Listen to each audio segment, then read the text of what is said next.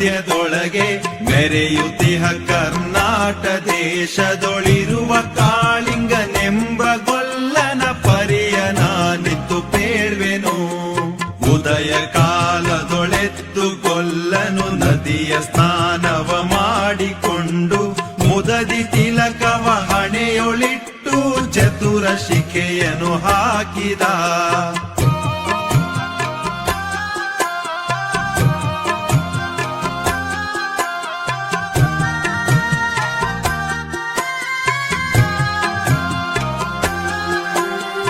ಎಳೆಯ ಮಾವಿನ ಮರದ ಕೆಳಗೆ ಕೊಳಲನೂದುತ ಕೊಲ್ಲ ಗೌಡನು ಬಳಸಿನಿಂದ ತುರುಗಳನ್ನು ಬಳಿಗೆ ಕರೆದನು ಹರುಷದಿ. ಗೊಲ್ಲ ಕರೆದ ಧ್ವನಿಯ ಕೇಳಿ ಎಲ್ಲ ಹಸುಗಳು ಬಂದು ನಿಂತು ಚೆಲ್ಲಿಸೂಸಿ ಹಾಲು ಕರೆಯಲು ಅಲ್ಲಿ ತುಂಬಿತು ಬಿಂದಿಗೆ.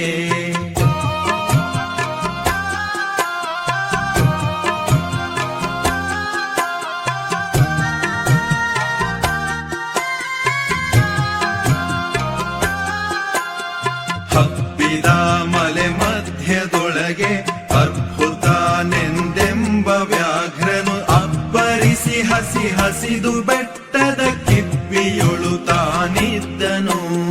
ಪುಣ್ಯಕೋಟಿ ಎಂಬ ಗೋವು ತನ್ನ ಕಂದನ ನೆನೆದುಕೊಂಡು ಮುನ್ನ ಹಾಲನು ಕೊಡುವೆನೆನುತ್ತಾ ಚಂದದಲ್ಲಿ ತಾ ಬರುತ್ತಿರೆ.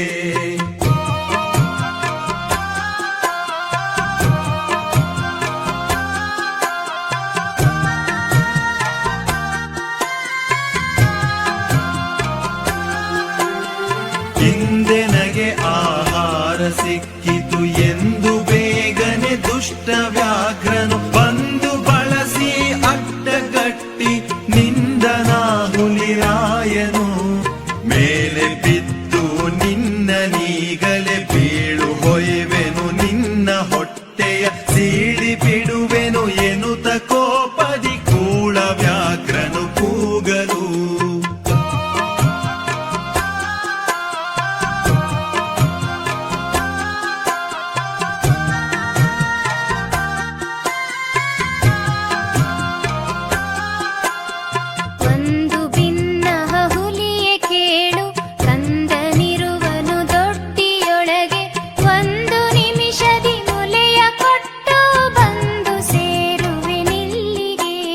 ಹಸಿದ ವೇಳೆಗೆ ಸಿಕ್ಕಿದೊಡವೆಯ ವಶವ ಮಾಡದೆ ಬಿಡಲು ನೀನು ನುಸುಳಿ ಹೋಗುವೆ ಮತ್ತೆ ಬರುವೆಯ ಹುಸಿಯ ನಾಡುವೆ ಎಂದಿತು.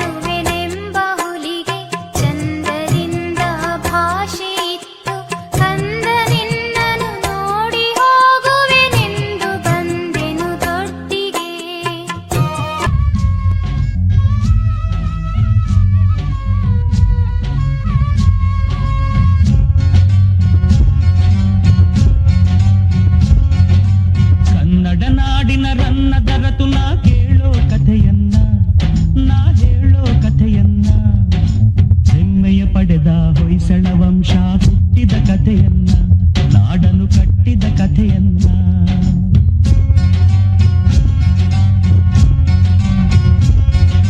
ಕನ್ನಡ ನಾಡಿನ ರನ್ನದ ರತುನ ಕೇಳೋ ಕಥೆಯನ್ನ, ನಾ ಹೇಳೋ ಕಥೆಯನ್ನ. ಹೆಮ್ಮೆಯ ಪಡೆದ ಹೊಯ್ಸಳ ವಂಶ ಹುಟ್ಟಿದ ಕಥೆಯನ್ನ, ನಾಡನು ಕಟ್ಟಿದ ಕಥೆಯನ್ನ.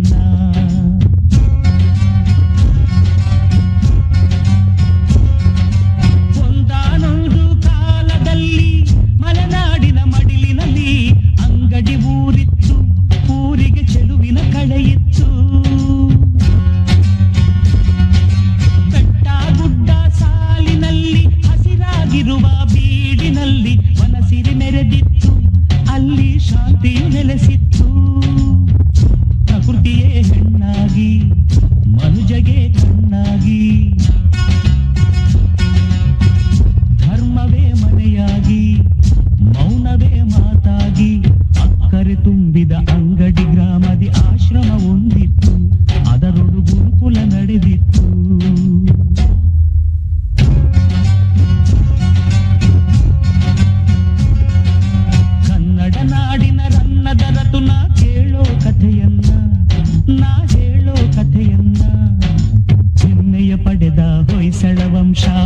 ಹುಟ್ಟಿದ ಕಥೆಯನ್ನ, ನಾಡನು ಕಟ್ಟಿದ ಕಥೆಯನ್ನ. ವೃಕ್ಷರಾಶಿ ನೆರಳಿನಲ್ಲಿ ಸುದತ್ತಾಚಾರ್ಯರ ಸನ್ನಿಧಿಯಲ್ಲಿ ಪ್ರವಚನ ಸಾಗಿತ್ತು, ಧರ್ಮದ ಪ್ರವಚನ ಸಾಗಿತ್ತು. ವಾಸಂತಿಕೆಯ ದೇಗುಲದಲ್ಲಿ ಶ್ರದ್ಧೆ ಭಕ್ತಿ ಸಂಗಮದಲ್ಲಿ ಪೂಜೆಯು ನಡೆದಿತ್ತು, ಸಳನ ಪೂಜೆಯು ನಡೆದಿತ್ತು. ಕನ್ನಡ ನಾಡಿನ ರನ್ನದ ರತುನ ಕೇಳೋ ಕಥೆಯನ್ನ, ನಾ ಹೇಳೋ ಕಥೆಯನ್ನ. ಹೆಮ್ಮೆಯ ಪಡೆದ ಹೊಯ್ಸಳ ವಂಶ ಹುಟ್ಟಿದ ಕಥೆಯನ್ನ, ನಾಡನು ಕಟ್ಟಿದ ಕಥೆಯನ್ನ.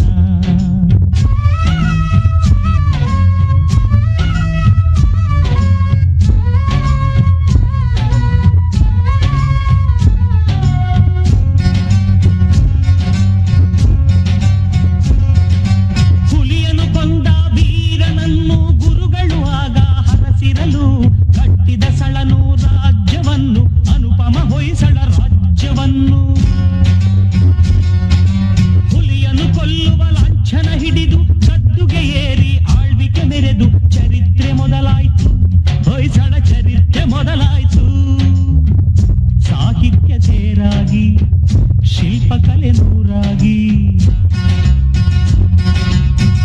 ಸಂಗೀತ ಹೊನಲಾಗಿ, ಸಂಸ್ಕೃತಿ ತೌರಾಗಿ, ವೈಭವ ಸಾರುವ ಹೊಯ್ಸಳ ವಂಶ ನಾಡನು ಬೆಳಗಿತ್ತು, ಕನ್ನಡ ನಾಡನು ಬೆಳಗಿತ್ತು.